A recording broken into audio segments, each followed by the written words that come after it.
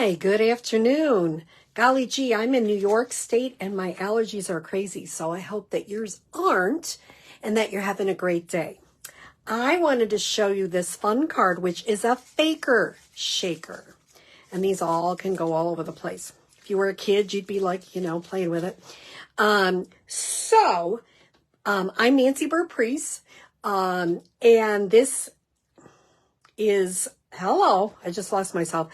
My email, my website, my Mayhost code, and my Facebook business page, which some of you are on. This will also go on my YouTube channel. And if you haven't subscribed to my YouTube channel, please do. So, sorry about that. I got distracted there for a minute. Let me show you how to make this simple faker shaker. So we're going to start with the Hearts and Hugs stamp set and dies. I think these are great. I have to open the dies because I like dies, but these I think are particularly good. Has this great sentiment. I love this because it cuts all the hearts out at one time and it cuts all the little animals. It is just so cute. So I did a little bit of pre-cutting and a little bit of pre-stamping so you weren't like sitting here bored.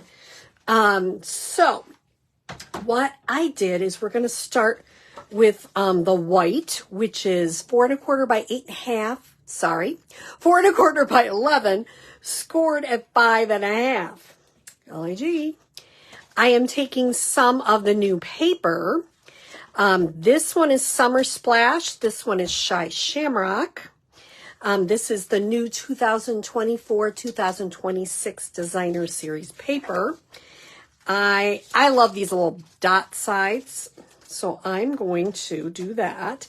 Now, I had cut out some Pretty in Pink hearts. It'd be helpful if I didn't lose them. You have to put them in before you get your shaker done. I'm also using some loose frosted dots. And you don't put a ton, because if you do, it just gets too much. I just put a little bit of a handful. If it doesn't look good, put in a couple more. Just a few. Doesn't, like I say, there's no rhyme or reason to it. I was trying to get a pink one in there. There we go. Let's see. There's a whole bunch of pink ones and I can't seem to get them. All right, there I got a couple pink ones in there. So this is a clear envelope, in case you're wondering. It's one of the ones we sell in the back of the catalog. And what I'm going to do is I'm going to take the adhesive off and just put it down as close as I can. Now, once again, make sure that all my things are in there. I'm going to use tear-in tape because I want this to really hold. I'm just going to put it right here on the end. I don't want this to move all over the place, so I'm putting some tear-in tape. A great tip on tear-in tape is really push it down. Then use your pick tool. Say that 3 times, and it should come right up. Now carefully fold this over.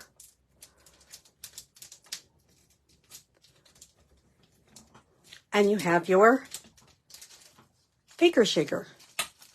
Now, I almost did the wrong thing. I almost put it on before I tied the ribbon. So this is some of the ribbon that comes with this. It's an in color. This is Summer Splash. That one is the Shy Shamrock. And I used about 15 inches, in case you want to know exactly how much. And I just kind of pulled it. I always put this one over the top and go the opposite way to tie it. You don't want it too tension, but you don't want it loose either. Is that the best bow I've ever made? Probably not, but Never is on camera. You know how that goes. Well, go that way. Now, the beautiful thing is you can just slide that little one over. I am going to use pop dots to pop it up because I just wanted that look. Could you use like a liquid glue or adhesive? You can. I just popped it up because I thought it would look cute, popped up a little bit. So that's a personal preference. But you notice I'm putting a lot of pop dots on there. I want it to hold. I'll put that one right on the other side of the ribbon. Because you don't want it to be, I mean, there's already enough movement going on. You really don't want it to fall off. So let me get that all the pop dot dimensionals, really. All the little papers off. And like I say, I've done this before. Where have you found papers? I found them everywhere. I had a funny picture. One of my friends, her dog ate one. You know, it's just, get that one in a minute. And I'm going to put that little faker shaker right there. Isn't that cute? Push it down so you make sure it's centered. This is the hardest part, getting the dimensional papers off. Now, I went ahead and pre-stamped this little rodent, whatever kind it is. I also pre-stamped these sending birthday hugs. And, you know, who knows? Yeah, I notice I have this up a little bit. I might put that on a little angle. Let me cut my ribbon ends so they're a little bit shorter. You notice I have the dots, but I also have some cardstock in there to shake around. It's nice to add a few different things, I think. It just kind of makes it more fun. I'm going to pop up the little rodent. Is it a guinea pig? Is it I don't think it's a mouse. I don't really know what it is. Everybody seems to have an opinion, but I'm not really sure. But I'm going to, have you ever done that? Well, I'll put it down there and it'll stick, but I have not colored it yet. Well, that's totally silly. Okay. Well, see, we all make mistakes. That's why people say they like it when I make mistakes and have to figure it out. Well, it's not a problem because I do that quite frequently. All right, I'm going to take Pretty in Pink. There's a little inside piece that comes when you have this little guy, and I saved it. I'm going to stamp it off right on my glass mat because I don't care. And then I'm going to stamp his belly. And see, because I stamped it off on my stamp mat, it got a little bit. If I were doing it on a piece of paper, I probably would get a better image. And then if I stamped it off, it would be better. I'm really okay with that. But if that bothered you, make sure you're stamping on paper. The other thing, I felt like he needed little pink ears and a little pink nose. That's Pretty in Pink. I used dark crumb cake for the little feet and hands.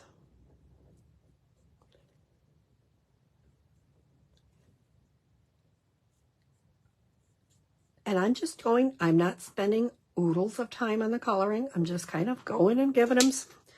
And then the rest of it, I'm going to use the light crumb cake.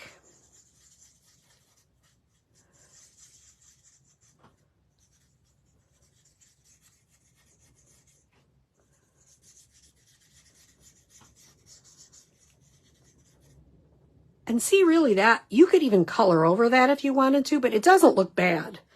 Sometimes people are like, oh no, it's really okay.